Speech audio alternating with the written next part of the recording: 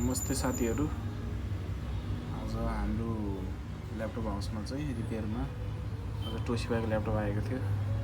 हामीले चाहिँ ल्यापटप चाहिँ रिपेयर गरिसकेका छौँ। यसमा चाहिँ तपाईको चाहिँ भोल्टेज चाहिँ 0 थियो, इनपुट भोल्टेज 0। यो चाहिँ धेरै कारणले गर्दा हुन्छ।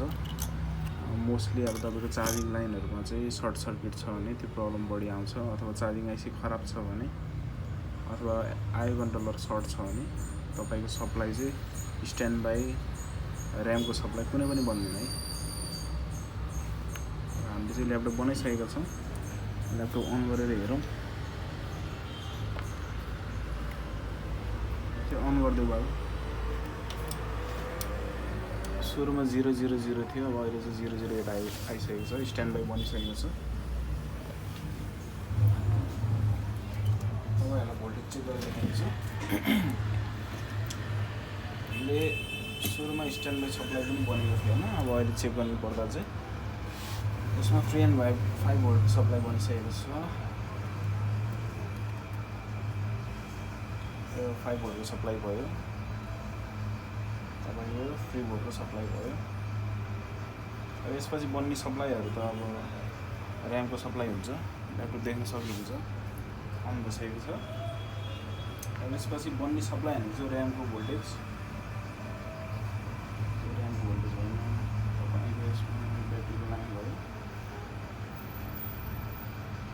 पोर्ट सप्लाई सब बनिसकेको छ। 0.45 1.5 PCH को सप्लाई ल सबै भइसकेको छ। अब हामी चाहिँ यसमा कीबोर्ड जोडेर चेक गरौँ है, डिस्प्ले आएछ कि आएको छैन।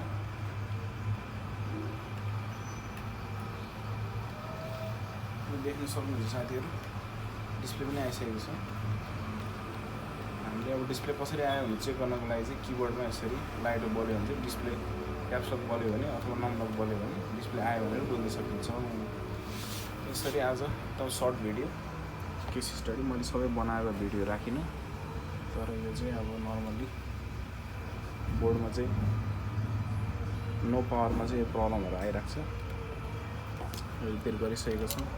यसमा चाहिँ तपाईको 19 भोल्ट लाइन चार्जिङ लाइनमा चाहिँ प्रब्लम थियो। हामीले चार्जिङ लाइन को रेजिस्टरहरु चेक गर्यौं, मस्फेटहरु चेक गर्यौं, रिप्लेस पनि गर्यो, रिपेयर गरिसक्यौं। तपाईहरु कसैले नि ल्यापटप बनाउनु पर्ने छ भने, केही सोध्नु पर्ने छ भने आउन सक्नुहुन्छ है।